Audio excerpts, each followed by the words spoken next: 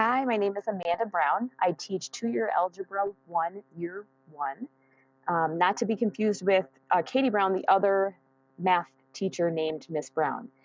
Um, this year, we're going to be focusing on algebra, which is really the study of patterns and looking at patterns from all different perspectives. This is going to be a lot of information, so feel free to pause, rewind, change the playback speed to make it faster if you want to get through it quicker. I've also attached the slides in the email that came with this video so that all the links are live in that. So who am I? Why am I here? I'm a mom to 2 middle schoolers. I'm married, and besides the kids, we have a dog and a guinea pig. I love to ski and play games, listen to books, and of course spend time with family. Also, this summer I started a master's program at CU, so I'm a student again. I absolutely love teaching, and I love sharing my passion for math with your kiddo and helping them see themselves as a mathematician and develop into their best selves. This is such a fun time.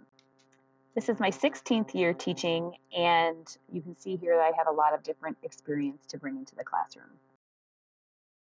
Students and families often come to math class with a lot of these words in mind about math, and I'm hoping to change that perception.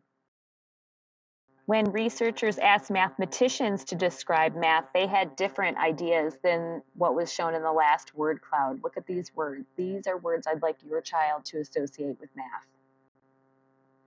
The big ideas in algebra: pattern seeking, number sense, making connections between numbers, visuals, and expressions, generalizing, and then the many forms of a function. So forms are graphs, tables, and words, and equations. Function types that we're looking at this year are linear, quadratic, exponential, and absolute value. We're going to focus on working like a mathematician. We also focus on 21st century skills: making sense of problems, showing persistence, attending to precision, reasoning, understanding the reasoning of others, using math to do real-world problems, utilizing tools appropriately, and then going back to patterns, seeing those structures and patterns in math. Students will behave in a safe and respectful manner, following all expectations set forth in the student handbook. We have to have a binder. This class does not have a textbook, so that is our primary resource. They can use that on most assessments, so they should keep that organized, and I work with students to do that.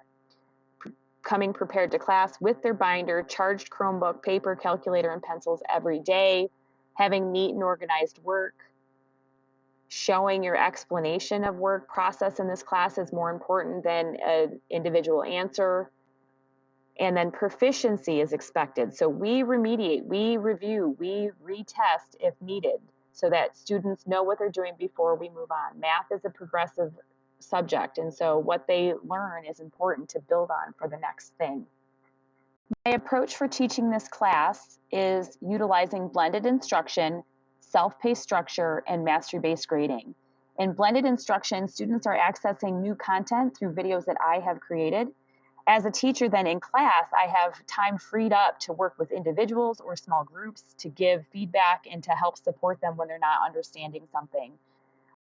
Also, the videos are available so students can get caught up after class if they've missed due to illness or any other reason.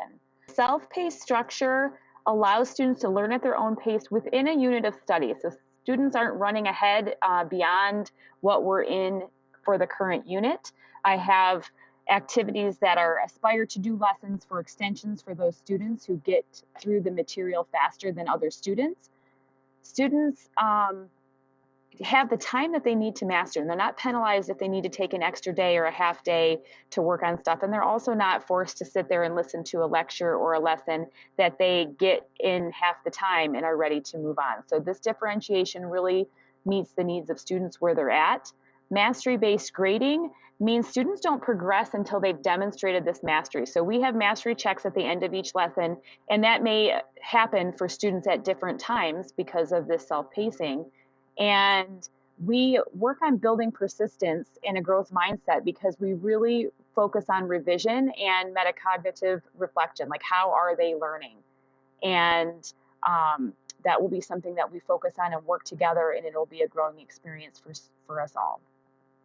So in grading, we are course standards. This is a standard-based graded class, so the course standards are 65% of the grade, and those are measured with tests and projects, and all students are expected to be proficient on those standards. They are graded with the grades expert, proficient, developing, and novice, and there's more about that on the next page.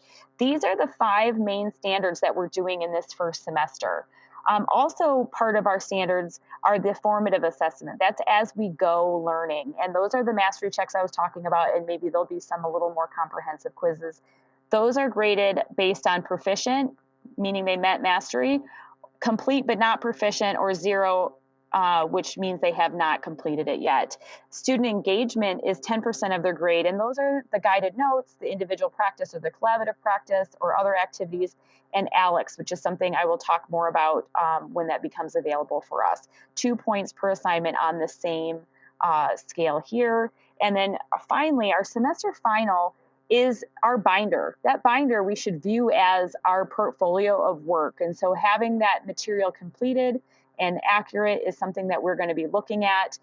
We may have another additional assessment project or something like that, but we'll talk about that closer to the date. So proficiency is where we are hoping our students are. So if a student gets a mark of proficient on a specific standard, that means they understand the standard. That means they're consistently meeting the target and they're ready to move on. Expert understanding is beyond that proficiency. So they're ready to add their own ideas and perspectives into what the learning target was. They're confident and can help other students. They can explain it. That's where the expert understanding is. Developing is, there's a couple of places where you might be in developing. You can meet the target proficiency in a familiar situation, or maybe you know what to do, but you can't do it without help yet. So that's the training wheels in this picture. And the novice understanding of the standard means you know what the target proficiency level is, but you're confused and probably frustrated and you need some help to get started. So that would be a good time to reach out to me to get some help. We have lots of time built into class to have small group meetings or individual meetings with students that are in this lane. And the other place you might be, if you're in the novice category, is you're missing opportunities to demonstrate what you can do because you might be distracted, absent, or just not participating. So another opportunity for us to work together and figure out what the problem is there. For more information, in the slides that I sent you is a full sheet comprehensive of all the information about grading for this class. Finally, here is my contact information. So please don't hesitate to reach out. Email is probably the best way. This phone number is a direct voicemail to me. You can do that. Super secret bonus points if you know why this is the best phone number, looking at my extension. And link here to my website. Most of my information is on Schoology, but the links to Schoology and any other information you can springboard from the website. As parents, you have access to Schoology, and if you need help with that, let me know, as well as Infinite Campus. Thank you so much for listening and learning with me today.